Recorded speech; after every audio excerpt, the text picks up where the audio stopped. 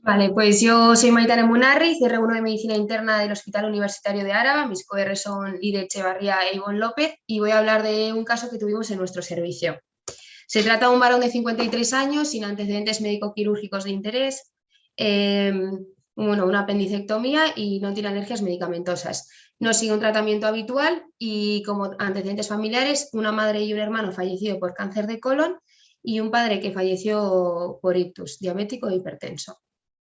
El 4 de enero de este mismo año comienza con fiebre hasta 38 grados en domicilio. 2 días más tarde se hace un antígeno de farmacia que resulta COVID positivo y el 9 decide acudir a urgencias. Comenta que lleva una temporada con aumento de reflujo junto con dolor epigástrico que describe como urente. En casa ha estado tomando omeprazol, paracetamol y Almax, aliviando parcialmente los síntomas. Además, asocia, y eso, además del dolor epigástrico y sensación de reflujo, pues asocia cefalea occipital, que también se alivia parcialmente con paracetamol en casa.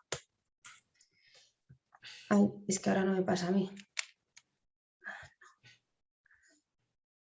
Ay, tengo que cambiarlo porque si no, no me va a pasar ahora. No sé si lo veis bien o no. Se sigue viendo bien, ¿eh? Vale, perfecto. La exploración física fue normal en urgencias. Se le hizo una placa de tórax que fue normal, se repitió un antígeno COVID que confirmó que tenía infección y en la analítica sanguínea llamó la atención una hiponatremia severa hasta 122, un cloro justo de 90, una PCR levemente elevada de 16,7 y una anemia leve no conocida hasta el momento. En la gasometría venosa se vio que el paciente estaba acidótico con un pH de 7,32.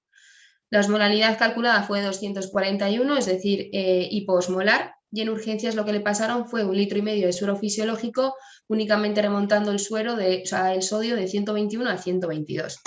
Entonces, hasta el momento, la impresión diagnóstica era la infección COVID, hiponatremia severa y epigastralgia estudio.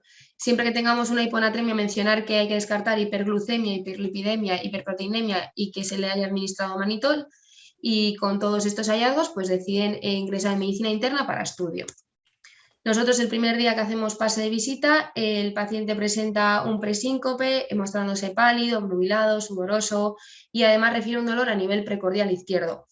Al día siguiente se le realiza una ecografía abdominal, viéndose una importante dilatación gástrica con contenido alimenticio en su interior. Se le pone, con contenido en su interior. Se le va a poner la sonda nasogástrica y el paciente realiza un vómito fecaloideo.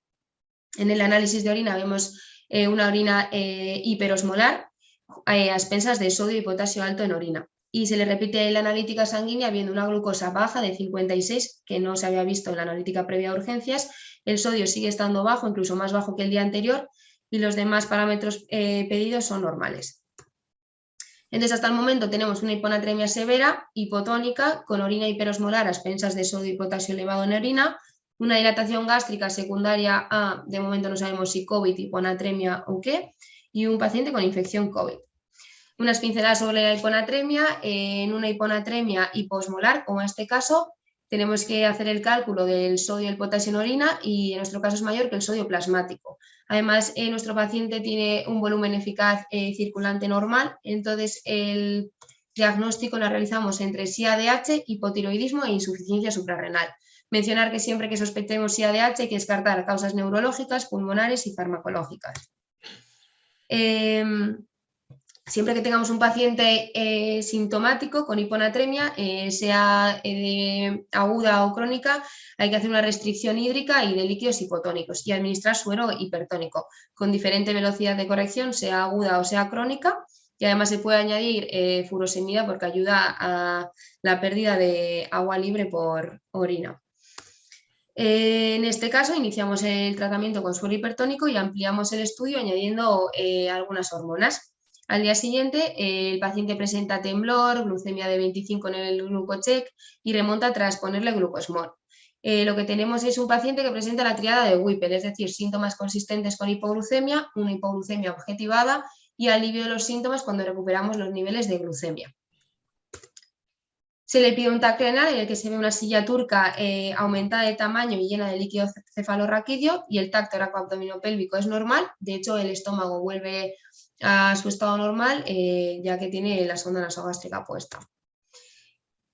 Nosotros añadimos en la analítica ciertas hormonas para hacer el estudio de la hipoglucemia, hacemos una interconsulta endocrino, iniciamos el tratamiento de la hipoglucemia con suero glucosado al 5%, añadimos el antígeno Legionela en orina que tiene resultado negativo, pero debido a la hiponatremia, ya que la infección por Legionela puede dar hiponatremia, pues miramos a ver, y pedimos una gastroscopia.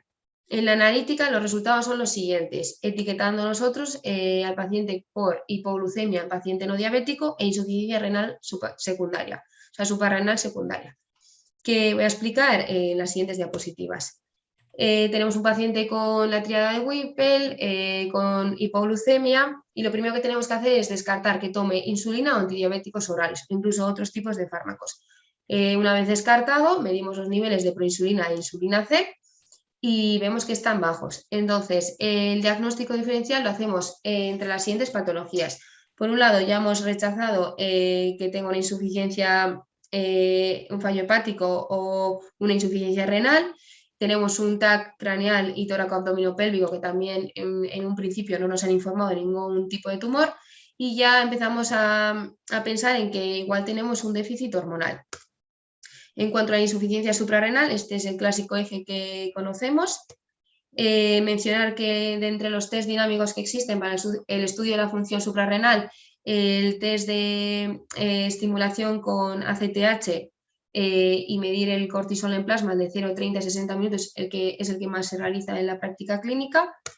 Y en nuestro caso teníamos un cortisol bajo y un ACTH normal en los límites bajos. Entonces ya sabemos que se puede tratar una insuficiencia suprarrenal secundaria o terciaria.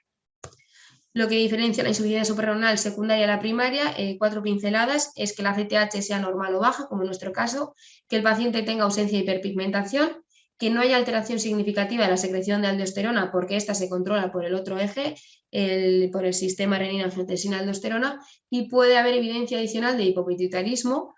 En nuestro caso, ampliamos el estudio hormonal y objetivamos un hipogonadismo hipogonadotropo, de momento asintomático en el paciente. Entonces, solicitamos una resonancia craneal e iniciamos el tratamiento sustitutivo con actocortina, que veremos que el paciente va a presentar mejoría clínica en los siguientes días. En la gastroscopia llama la atención que durante toda la exploración hay una ausencia total de los movimientos peristálticos. Se toman algunas muestras y estas son inespecíficas y también negativas para malignidad. Unas pinceladas sobre la gastroparesia. La causa más frecuente es idiopática, entre las conocidas la gastroparesia diabética y otras causas pueden ser los virus, fármacos, etc. Y en un principio pensamos que la gastroparesia tan llamativa que presentaba nuestro paciente se debía a la hiponatremia severa que presentaba, pero realizando un estudio bibliográfico pues no encontramos nada que lo relacionase como tal. También pensamos que al haber ciertos virus relacionados con la gastroparesia, quizás el COVID que presentaba nuestro paciente pues pudiese estar relacionado. Vimos en el estudio bibliográfico que había 2 casos, una mujer que era diabética y que ya había presentado gastroparesia antes de presentar COVID, así que no nos aclaraba mucho, y otro estudio pues lo relacionaba con la vacunación como tal y no con la infección. Entonces, pues bueno, nunca supimos la causa exacta de la gastroparesia de nuestro paciente. Finalmente se le hizo la resonancia y lo que se vio es una lesión ocupante de espacio de la silla turca de características quísticas que comprimía un poco el quiasma óptico y dejaba a un lado comprimiendo el parénquima glandular. Los compañeros, los radiólogos, nos informaron como primera posibilidad que se tratase de un quiste de Rathke y menos probablemente una apoplejía hipofisaria o un adenoma puramente quístico. Entonces nosotros al alta le pusimos los siguientes diagnósticos: lesión quística hipofisaria probablemente por quiste de Rathke, una insuficiencia suprarrenal secundaria resuelta con el tratamiento sustitutivo, una hipoglucemia e hiponatremia severa secundaria a esta insuficiencia suprarrenal, hipogonadismo hipogonadotropo, gastroparesia y COVID. Se repitieron los análisis al alta y estos se volvieron a la normalidad. Le dimos el alta con tratamiento con pantoprazol, un procinético, que en este caso era acidine, y el tratamiento sustitutivo con hidroaltesona.